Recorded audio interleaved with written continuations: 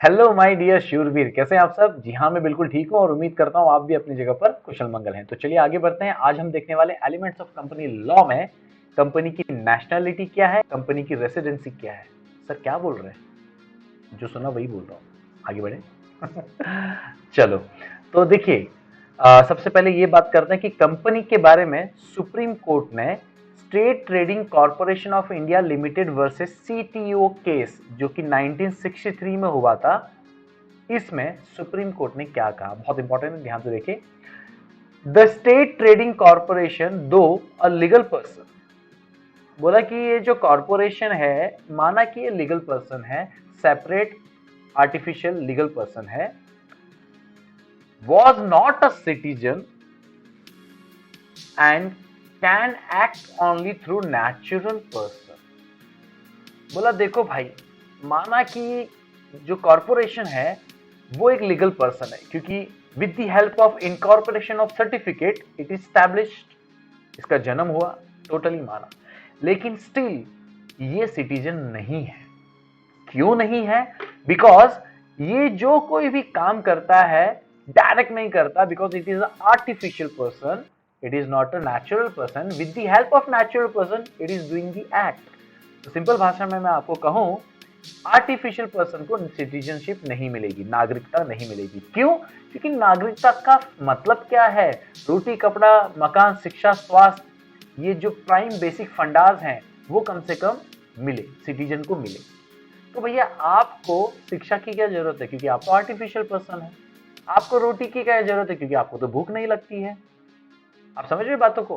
तो यहाँ पर वही बोला गया है कि नेचुरल पर्सन के कुछ बाय डिफॉल्ट राइट्स हैं जो उसे मिलने ही चाहिए, because he is a natural person और अपने जीवन को चलाने के लिए उसे ये चीजों की जरूरत है। But company is a artificial person, उसे भूख नहीं लगेगी, ठीक है? तो यस, वो सिटीजन नहीं कहलाएगा। क्यों? क्योंकि वो खुद से काम नहीं करता। It is a pure artificial person, उसका बर्थ हुआ है but not a natural way. ये कहा गया सुप्रीम कोर्ट ने 1963 के केस में। समझ में आ रहा है? और यहां पर क्या बोला गया, एक इंपॉर्टेंट चीज है, however it is to be noted that certain fundamental rights enshrined means given in the constitutions for protection of person। क्योंकि यहां पर ऑलरेडी बोला गया पर्सन वर्ड ना, तो हाँ, कुछ ऐसे राइट्स हैं, एग्जांपल के तौर पर ले लीजिए राइट टू इक्वालिटी। आर्टिकल 14 बोलता है राइट टू इक्वालिटी। तो राइट टू इक्वालिटी की बात आएगी तो यस, कंपनी भी उसमें खड़ा है। इसका अच्छा एग्जांपल हमने कॉर्पोरेट व्हील में देखा था, corporate wheel and lifting of corporate wheel में देखा था कि भैया राइट ऑफ इक्वालिटी का कंसेप्ट इनडायरेक्ट वे।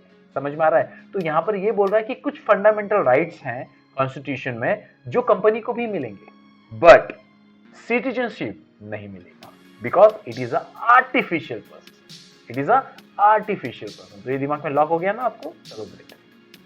तो फाइनली देखो, जो मेन एक्ट है उसके जवाब क्या है।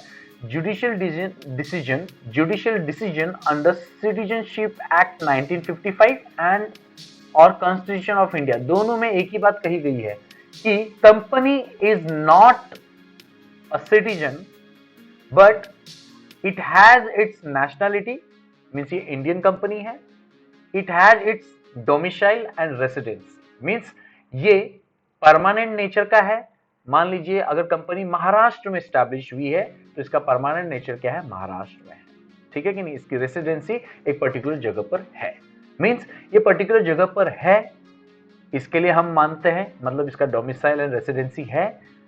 ये इंडियन कंपनी है, ये भी मानते हैं, but it is a artificial person, not a natural person, because of that only it is not a citizen. Is that clear? तो सिटीजनशिप होने के जो बेनिफिट्स हैं वो कंपनी को नहीं मिलेंगे। इसको रोटी की क्या जरूरत है, बेसिक नीड्स की क्या जरूरत है? Is that clear? That's great. So I believe you understood very well that company has no citizenship, but it has a nationality and domicile and residence। तो चलो इन सारे फैक्ट को एक छोटे से निचोड़ में फटाफट कर लेते हैं, बहुत जरूरी होता है। कंपनी की बात आई कि भैया क्या है ये इंडिया में, तो जुडिशियल डिसीजन किसमें? इंडियन सिटीजनशिप एक्ट 1955 और कॉन्स्टिट्यूशन ऑफ इंडिया में एक कॉमन बात बोली गई कि भैया ये सिटीजन नहीं है, बट इसकी नेशनलिटी है और इसका डोमिसाइल एंड रेसिडेंसी है। Is that clear? So I believe you understood very well. तो भैया अगर किसी ने आपसे पूछा बताओ फटाफट कि भैया आप और मैं सिटीजन है क्या, आप कहेंगे यस। क्या कंपनी सिटीजन है क्या, आप कहेंगे नो। व्हाई? बस आपको इतना ही बोलना है। सब कुछ सेम है कंपनी और नेचुरल पर्सन में, बट इतना ही फर्क है कंपनी को सिटीजनशिप नहीं है और नेचुरल पर्सन को सिटीजनशिप है, because natural person is natural person and company is not a natural person, it is an artificial person। तो बेसिक नीड्स की जरूरत नेचुरल पर्सन को होता है। तो राशन कार्ड कंपनी का नहीं बनता है, इंसान का बनता है। Is that clear? चलो मिलते हैं अगली बार, तब तक के लिए हौसले बुलंद, कामयाबी तुरंत, because attitude matters but positive. Thank you.